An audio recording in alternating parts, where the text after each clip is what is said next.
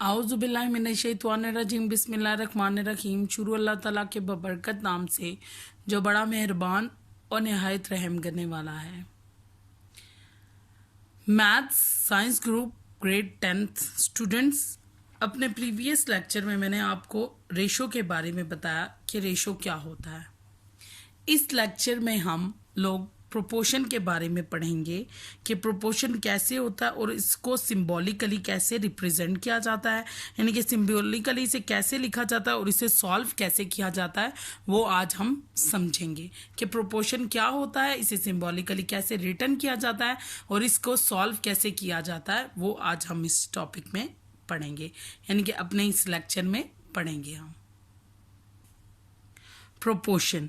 A proportion is a statement, ये एक statement होती है which is expressed as an equivalence of two ratios, जो कि टू रेशो की इक्विवेलेंस को शो करती है, जो कि बताती है कि ये जो दो रेशोज हैं ये आपस में इक्वल है।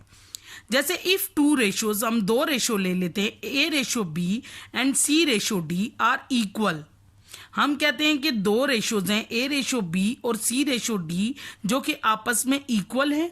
देन वी कैन राइट, हम उनको ऐसे लिखेंगे कि A ratio B is equal to C ratio D. तो बच्चे when quantities A D are called, तो बच्चे जब हम उसको इस तरह लिख लेंगे कि A B is equal to C ratio D है, तो हम क्या करेंगे, where quantities A D are called extremes, तो जो फर्स्ट एंड लास्ट क्वांटिटी होगी उन दोनों क्वांटिटीज को हम क्या बोलेंगे, एक्सट्रीम बोलेंगे प्रोपोर्शंस में, और जो दरमियान वाली दो होंगी उनको हम मीन्स बोलेंगे। ठीक है।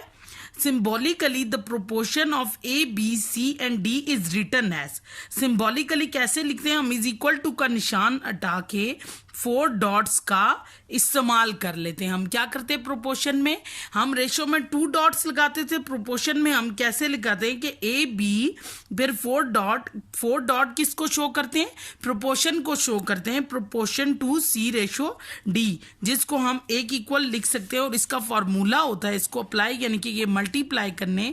दिस शो दैट कि अगर हम इसको इस तरह भी लिख सकते हैं कि A by B is equal to C by D, then by cross multiplication A D is equal to B C for example, यानी कि हम कह सकते हैं दिस शोज दैट के product of extreme is equal to product of mean, कि जब भी किसी चीज का प्रोपोर्शन निकालेंगे तो उसकी प्रोडक्ट ऑफ एक्सट्रीम जो होती हैं वो किसके इक्वल होती हैं, प्रोडक्ट ऑफ मीन के इक्वल होती हैं। और ये कोई फर्क नहीं पड़ता कि कभी आप प्रोडक्ट ऑफ एक्सट्रीम को पहले ले आए या प्रोडक्ट ऑफ मीन को ले आए। तो ये थी हमारी प्रोपोर्शन।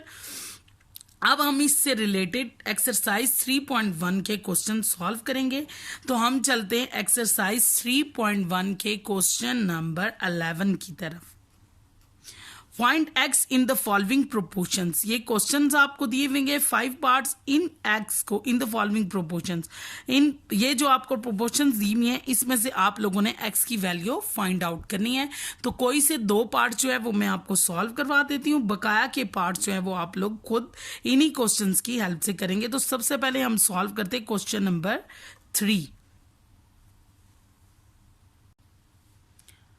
तो क्वेश्चन नंबर 3 है, क्वेश्चन नंबर 11 का पार्ट 3 है, x minus 3 divided by 2 ratio 5 divided by x minus 1 proportion x minus 1 divided by 3 ratio 4 divided by x plus 4। तो बच्चे दरमियान में कौन सा साइन है, प्रोपोर्शन।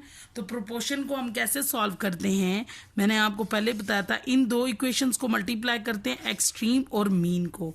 तो हम सबसे पहले लिखेंगे इन प्रोपोर्शन प्रोडक्ट ऑफ, यानी कि we know that product of extreme is equal to product of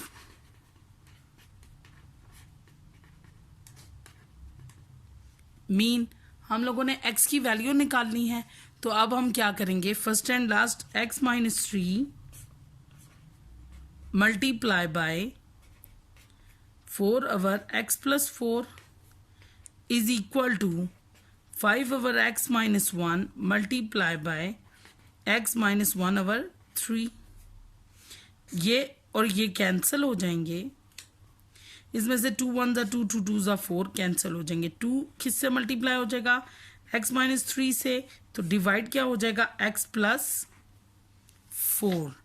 अब इधर देखिए ये क्या हो जाएगा, 5/3 हो जाएगा। 2x टाइम, तो 2x 2 3 ज़ा 6 divided by x plus 4 is equal to 5/3। अब पीछे भी हम लोगों ने किया था, then by cross multiplication 3 into 2x minus 6 and 5 into x plus 4। तो x की वैल्यू निकालनी है, तो 3 2 ज़ा 6x माइनस 3 6 ज़ा 5 4 ज़ा 20। तो 6x 5x को इधर ले जाएंगे तो क्या करेंगे, लाइक टर्म्स को आपस में ऐड सब्ट्रैक्ट कर लेंगे। 20 18 को इधर ले गए तो प्लस 18, तो आपके पास क्या आ गया, x इज इक्वल टू 8 38। तो x आपके पास 38 इसका आंसर आ गया। तो प्रोपोर्शन को सॉल्व करने का क्या तरीका होता है, प्रोपोर्शन को सॉल्व करने का तरीका है कि product of extreme is equal to product of mean, कि हम प्रोडक्ट ऑफ एक्सट्रीम को बराबर रख लेते हैं प्रोडक्ट ऑफ मीन के, तो आपका सॉल्यूशन सेट जो है वो निकल आता है।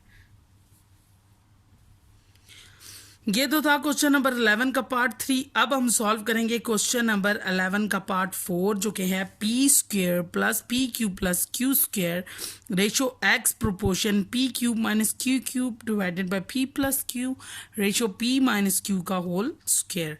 अब इस पार्ट को हम सॉल्व करते हैं, क्वेश्चन 11 पार्ट 4। बच्चे आपके पास क्वेश्चन क्या है, P square plus P cube plus Q square ratio X proportion P cube minus Q cube divided by P plus Q P minus Q whole square. तो आपको प्रोपोर्शन का पता है कैसे सॉल्व करते हैं, कि product of extreme is equal to product of mean. तो we know that product of extreme is equal to product of mean. तो हम क्या कर लेते हैं कि P square plus P Q plus Q square multiply हो जाएंगे पी माइनस क्यू का होल स्क्वेयर, और एक्स मल्टीप्लाई हो जाएगा P cube minus Q cube divided by P plus Q.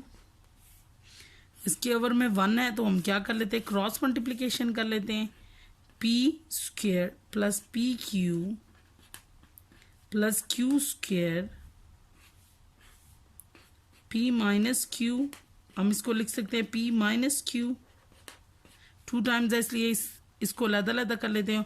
P plus Q भी इससे डिवाइड हो गया, तो ये किसके इक्वल हो गया, x into P Q minus Q cube के। बच्चे अब हम क्या करते हैं, देखिए इधर कोई चीज़ कोई फॉर्मूला क्लोज हो रहा है, तो ये दोनों क्लोज हो रहे हैं, यानी कि ये बन रहा है a minus B A square plus A B plus B square is equal to A cube minus B cube. तो हम A cube minus B cube लेते हैं, तो ये किसका फार्मूला बन गया, P cube minus Q cube का। इसको हमने क्लोज कर लिया, इन दोनों वैल्यूज को हमने आपस में क्लोज कर लिया, और ये क्या बन गया, a का स्क्वेयर माइनस b का square is equal to X P cube minus Q cube. हमने x की वैल्यू करनी है फाइंड आउट, इसलिए हम P cube minus Q cube को बोथ साइड्स पर डिवाइड कर देंगे। ये दोनों आपस में कैंसिल हो गए, ये दोनों भी कैंसिल हो गए, तो x आपके पास क्या आ गया, P square minus Q square. ये इसका आंसर है, क्योंकि आपने प्रोपोर्शन की मदद से x की वैल्यू निकालनी थी। बच्चे उम्मीद करती हूँ कि ये टॉपिक आपको समझ आया होगा, और इन क्वेश्चंस की हेल्प से आप बाकी के रिमेनिंग पार्ट्स अच्छे तरीके से सॉल्व कर सकते हैं। तो ये थी हमारी एक्सरसाइज 3.1 जो कि एंड हो चुकी है। अल्लाह हाफिज।